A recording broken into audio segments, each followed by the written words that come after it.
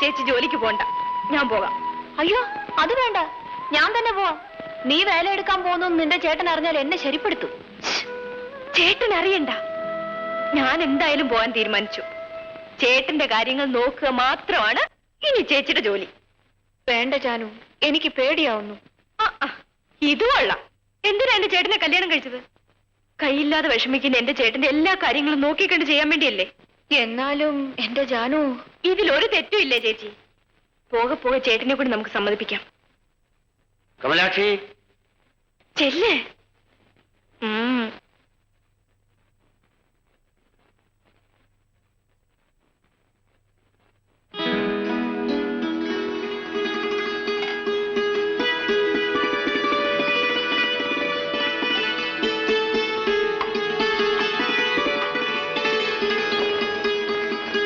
ഇങ്ങോട്ട് നോക്കി വിളമ്പ്.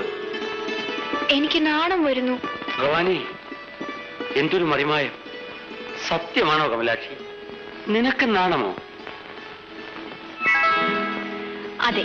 ഭഗവാനെ, ഇനി ചത്താലും വേണ്ടല്ലേ, ചമ്മന്തി ഒഴിക്കും.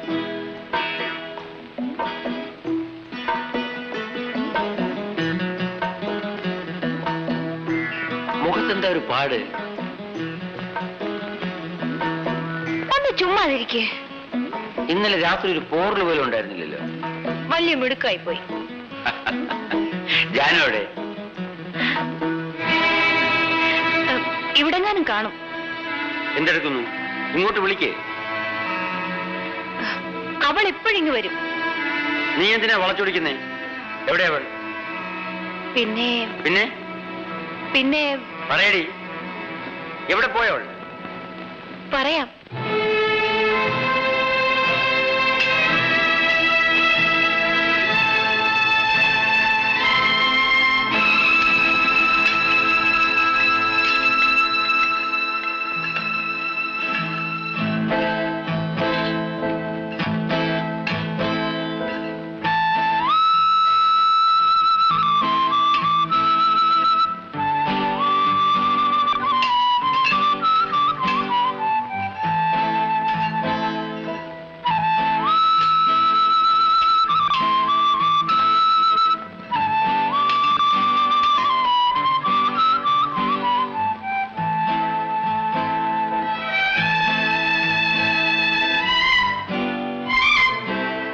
എന്നോടൊരു വാക്ക് ചോദിക്കാതെ ഇവളെ വേലയ്ക്ക് അയച്ച് നിന്നെ വെട്ടി രണ്ട് തുണ്ടാക്കണം. ഞാൻ ഇവളോട് 1000 പ്രാവശ്യം പറഞ്ഞു പോകരുതെന്ന്. അവള് കേട്ടില്ല. ചേട്ടൻ കയ്യില്ലാത്ത തെണ്ടിയായി പോയില്ലേ? ഇനി അവൻ കുടുംബം അങ്ങനെ പോറ്റും. അതുകൊണ്ട് ജോലി ചെയ്ത് അവനെ അവന്റെ ഭാര്യയും പോറ്റിക്കളയാൻ നിന്റെ അനിയത്തി വിചാരിച്ചു.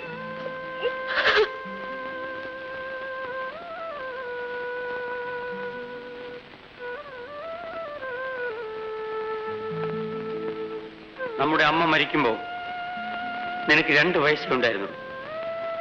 നീ ഉറക്കെ കരഞ്ഞപ്പോഴാണ് ഈ ചേട്ടൻ ജീവിതം എന്താണെന്ന് മനസ്സിലാക്കി. 8ാമത്തെ വയസ്സിൽ തുടങ്ങിയതാണ് ഈ അധ്വാനം. നിനക്ക് നിർബന്ധമാണെങ്കിൽ നീ ചുവടെടുക്കാൻ പറ്റോ? പക്ഷെ അതിനു മുമ്പ് ചേട്ടനെ കൊല്ലണം.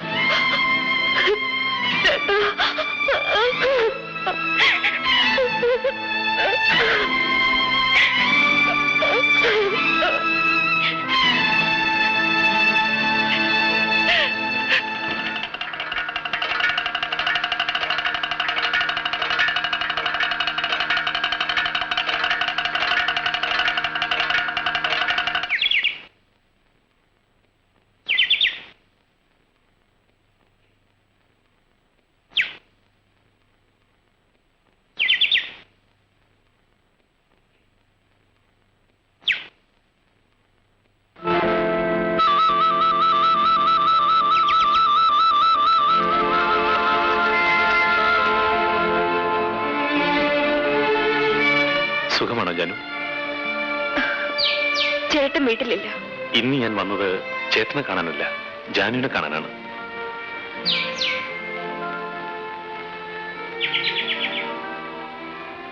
എനിക്ക് ജാനുവിനോട് വളരെ പ്രധാനപ്പെട്ടൊരു കാര്യം പറയാനുണ്ട്. ജാനു, നിനക്ക് വിഷമം തോന്നരുത്, എന്നെ തെറ്റിദ്ധരിക്കുകയും വരുത്. നിനക്ക് വിരോധമില്ലെങ്കിൽ എനിക്കിതിന് വിവാഹം കഴിച്ചാൽ കൊള്ളാമെന്നുണ്ട്.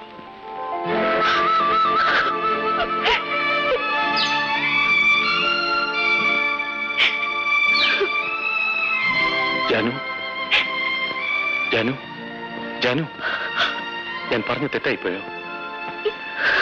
ഇല്ല. പിന്നെന്തിനാ കരയുന്നത്? സന്തോഷം കൊണ്ട്. ശരി, ഞാൻ നാളെ തന്നെ വീട്ടിൽ വന്ന് നിന്റെ ചേട്ടനുമായി സംസാരിക്കാം.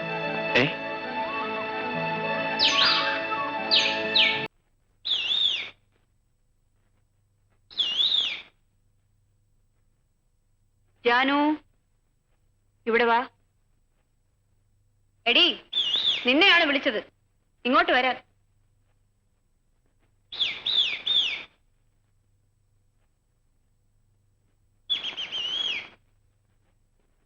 കുറെ ദിവസങ്ങളായി ഞാൻ ശ്രദ്ധിക്കുന്നു. നിനക്ക് എന്താ സംഭവിച്ചത്? പറവണ്ണ, എന്ത് പറ്റി? ജാനു, ജാനു, കാര്യം എന്താന്ന് വെച്ചാ പറയടി. നാട് നീളെ നീ നടന്ന് കണ്ട സിനിമയൊക്കെയാണ് ഈ ഛർദ്ദിച്ചു വെക്കുന്നത്. അരസനെ നമ്പി പുരുഷനെ കൈവിട്ടു. പാരസനുമില്ല, പുരുഷനുമില്ല. നല്ലൊരു ചെറുക്കൻ അവനെ കൈവിട്ടല്ലോടി. നാമദ്രോഹി കൊണ്ടൊരു ഛർദ്ദന.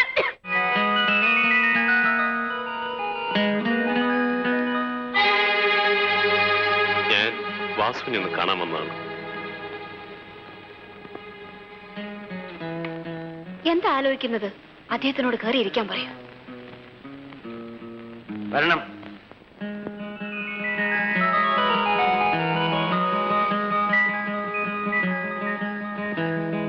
ഇരുന്നാട്ടെ.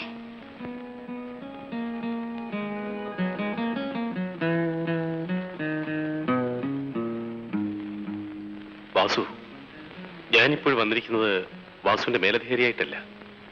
എന്നെക്കുറിച്ചുള്ള തെറ്റിദ്ധാരണകൾ മറന്ന് എന്റെ മുഖത്ത് നോക്കി സംസാരിക്കണം. ഇത് കൊള്ളാമല്ലോ സാറേ. എന്റെ വീട്ടിൽ വന്ന് എന്നോട് തന്നെ ലോ പോയിന്റ് പറയുന്നു. ലോ പോയിന്റ് വാസു എനിക്ക് വെച്ചിരിക്കുന്ന പേരാണല്ലേ? എനിക്കറിയാം, ഓഫീസിലുള്ളവർ പറഞ്ഞു കേട്ടിട്ടുണ്ട്. വാസു, വലിയ ഉദ്യോഗം, വലിയ വീട്, വലിയ കാറ്, ഇതെല്ലാം ഉണ്ടെങ്കിലും ജീവിതത്തിൽ ഞാൻ അനാഥനാണ്. വാസുവിനോടും ജാനുവിനോടും എനിക്കൊരു പ്രത്യേകത തോന്നാനുള്ള കാരണവും അത് തന്നെയാണ്. വാസുവിന് സമ്മതമാണെങ്കിൽ ഞാൻ ജാനുവിനെ വിവാഹം കഴിക്കാം.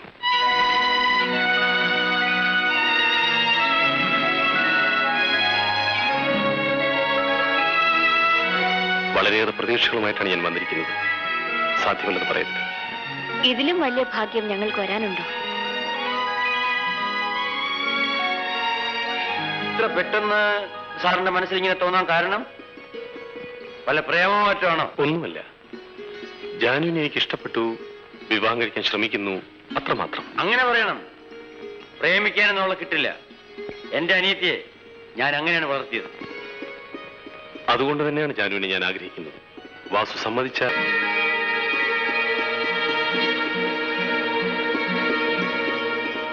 ഞങ്ങൾക്കൊക്കെ ഇതൊരു വലിയ കാര്യമല്ലേ സാർ? പെട്ടെന്ന് മറുപടി പറയാനൊക്കോ? ആലോചിക്കട്ടെ. ഞാൻ നാളെ ഇങ്ങോട്ട് വരാം. അത് വേണ്ട. സാറ് നാളെ രാവിലെ പങ്കിയക്കന്റെ കടയുടെ നടയിൽ വന്നാൽ മതി.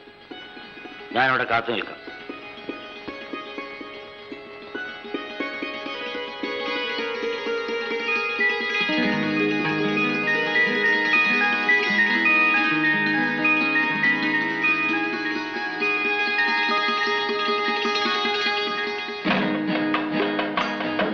ഉറക്കം വരുന്നില്ല അല്ലേ? എങ്ങനെ ഉറങ്ങും ചേച്ചി? വെറുതെ അതും ഇതും ആലോചിക്കാതെ നിന്റെ ചേട്ടൻ തീർച്ചയായും സമ്മതിക്കും. ചേട്ടൻ അദ്ദേഹത്തോട് സ്നേഹമായിട്ടൊരു വാക്കുപോലും പറഞ്ഞില്ലല്ലോ. അത് ജന്മഗുണം. ജാത്തിയാലുള്ളത് തൂത്താ പോമോ? ജാനു, നിനക്ക് എഞ്ചിനീയർ സാറിനെ ഇഷ്ടമാണോ? ആ, എങ്കിലേ കല്യാണം നടന്നിരിക്കുന്നു. ഉറങ്ങ് ഉറങ്ങ്.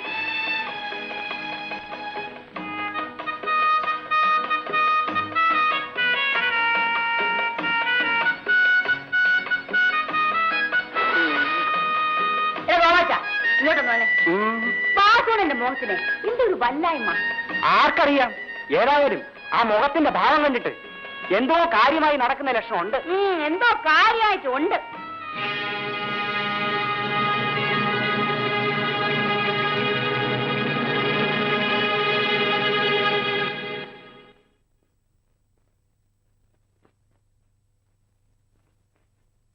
എഞ്ചിനീയർ സാർ ഇരിക്കണം.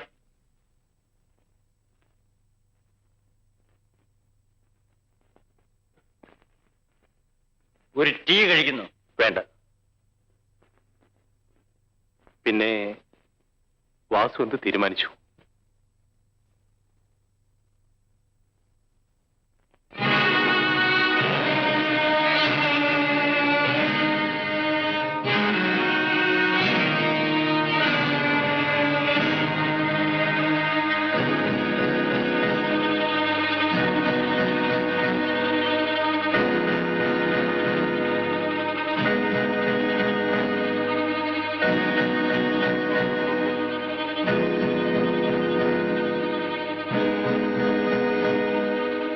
ശങ്കുണ്ണി,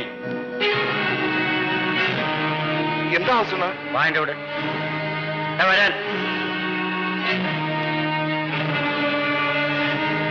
എഞ്ചിനീയർ സാർ, എനിക്ക് പണക്കാരെ വെറുപ്പാണ്. ഈ നിൽക്കുന്ന ശങ്കുണ്ണി പണക്കാരനല്ല, തെണ്ടിത്തിരിഞ്ഞു നടന്നവനാണ്. കൂലി വേല ചെയ്തും ചോറ് പൊതി വിറ്റും ഇവൻ കഷ്ടപ്പെട്ട് സ്വന്തമായി ഉണ്ടാക്കിയതാണ് ആ മുറുക്കാങ്കട. എന്റെ പെങ്ങളെ ഞാൻ ഇവന് കല്യാണം കഴിച്ചു കൊടുക്കാൻ തീരുമാനിച്ചു. വാസുണ്ണ, നീ ഒന്നും പറയണ്ട. പെണ്ണിനെ നീ കണ്ടിട്ടുണ്ടല്ലോ. നാളെ തന്നെ നിശ്ചയം നടക്കട്ടെ. നിന്റെ ബന്ധുവായിട്ട് ആരെങ്കിലും കാണുമല്ലോ, അയാളെ വിളിച്ചുകൊണ്ട് നാളെ വീട്ടിലേക്ക് വാ.